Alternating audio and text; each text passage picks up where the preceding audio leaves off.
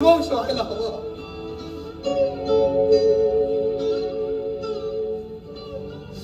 भाऊ, माझा निर्णय झालाय. मी लग्न करणार नाही, कधीच नाही.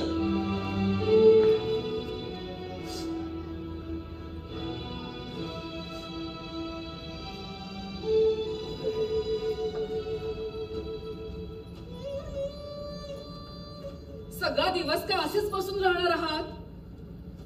चला पाण्याकडे जाऊन या. स्वयंपाक करायला उशीर होतोय मला. हळद, गोड तेल, तिखट, मीठ घेऊन या. हा, आणि लवकर या. भाऊ थांब, मी जाऊ.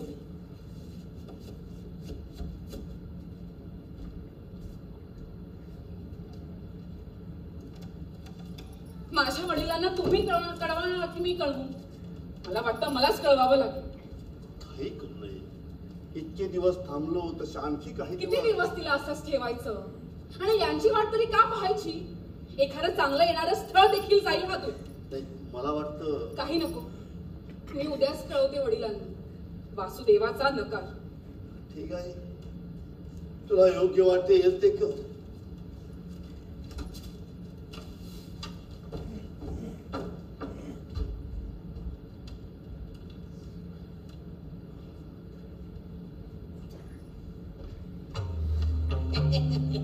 आहेत का सिद्धेश्वर शास्त्री खरा?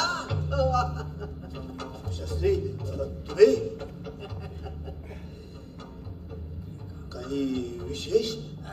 त्याशिवाय का मी आलो? तू आपला म्हणून तुला सांगायचं रे. वासुदेव कुठे दिसत नाही? बाहेर गेलाय तो. काही काम होतं. त्याच्याकडे काय काम असणार? एकाचा स्वतः काही करत नाही, दुसऱ्याला काही करू देत नाही. बर, दुसरा काही काम करू लागला तर मात्र त्याच्यात विघ्ने आणायची. बर, आणलं विघ्न म्हणून काय वेदांत शास्त्र्यांच्या आईचा अंत्यसंस्कार व्हायचा तो राहिला का? ती तर कायमची खंत आहे माझ्या मनात. तू विचारी म्हणून तू हे बोलतोस तरी, पण त्या वासुदेवाला काही आहे का? तू पण मूर्ख आहेच ते झालं. पोटाला चटके बसू लागले की कळे. माझा ऐक, अजूनही वेळ गेलेली नाही. दिगंबर शास्त्र्यांना जाऊन भेट, त्यांच्या पायावर डोकं ठेव, माफी माग आणि मोकळा हो.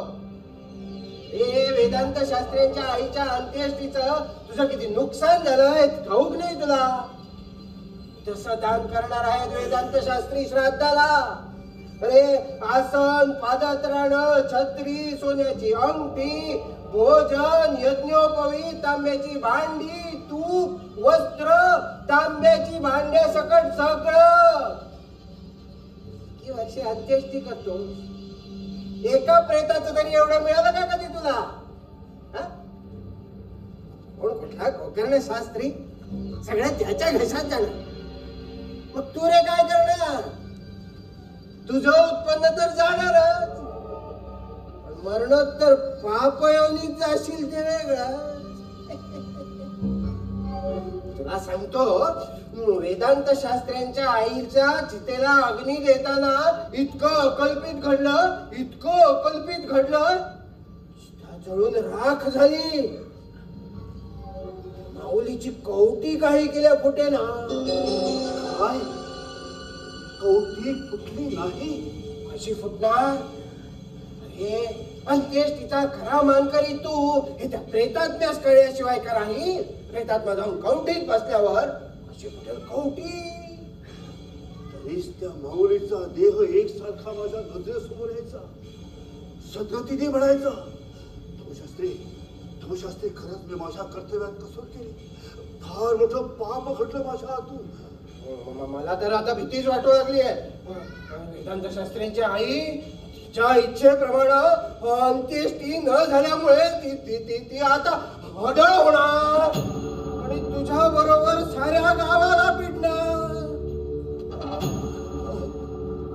तेव्हा परमेश्वरा, कोणत्या पापाची शिक्षा? तू असं कर, तू प्रायश्चित्त घे आणि मोकळा हो या संकटातून. काम कर, वेदांत शास्त्र्यांच्या आईची बाहुली कर, स्मशानात जा, मंत्राग्नी दे आणि मागे वळून न पाहता निघून ये. हा, आणि ही बाहुली मात्र सोन्याची असली पाहिजे. सोन्याची? पदार्थ नाही सांगा, वेदांत शास्त्रांनी सांगितलं तेच तुला सांगितलं. सोन्याची बाहुली. इथं रोजचा चरितार्थ चालवताना जीव भेटला कुठेच येतो. मग भोग आपल्या कर्माची फळ. हे तुलाच का, पण कोणालाच सांगू नये असं वेदांत शास्त्रांनी निश्चून सांगितलं होतं मला. पण म्हटलं जाऊ दे, होते चूक एकेकाकडून. तुझ्याबद्दल आपुलकी वाटते म्हणून सांगितलं रे हे सगळं. बर, येतो मी.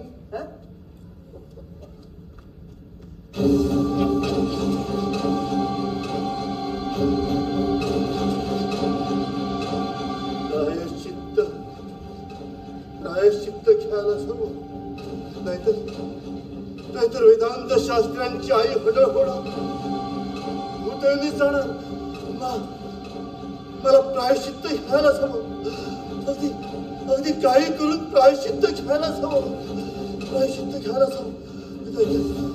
वेदांत शास्त्राची आई हडळ होणार, भूतळणी जाणार. मला प्रायश्चित्त घ्यायलाच हवं. प्रायश्चित्त घ्यायलाच हवं.